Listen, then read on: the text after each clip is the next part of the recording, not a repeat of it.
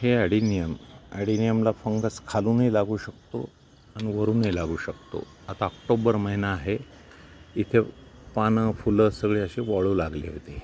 मी सहज सकाळच्या वेळेस चेक केलं, हे देठ आहे ते थोडं नरम झालं, इथे फंगस लागला आहे.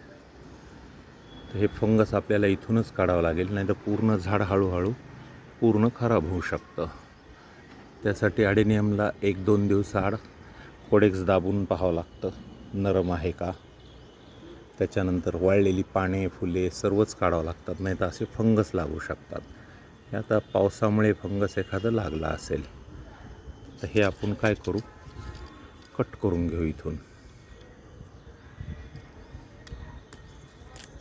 इथे आहे का, नाही साफ आहे. हां, तर इथे आता वरच्या साईडला आपल्याला फंगीसाईड पावडर लावून घ्यावं लागेल.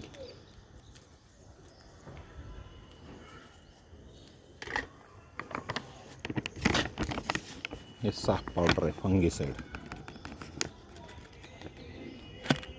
काढलेलं नाही आहे त्यामुळे मी थोडंसं टाकून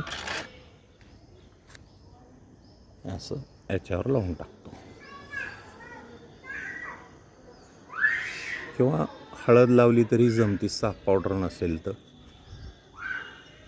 किंवा मग नेल पॉलिश असेल आपल्याकडे तेही जमतं. सरासरी प्रत्येकाकडे साफ पावडर असतंच, आता टेन्शन नाही. आणि हे कुंडीतली वाळलेली फुले जी आहेत ती काढून घ्यायची, पानं काढून घ्यायची,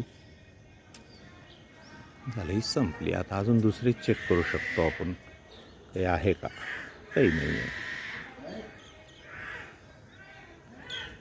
त्यासाठी वाळलेली वेळोवेळी फुले पाने, पिवळी पडलेली पाने काढून घ्यायची.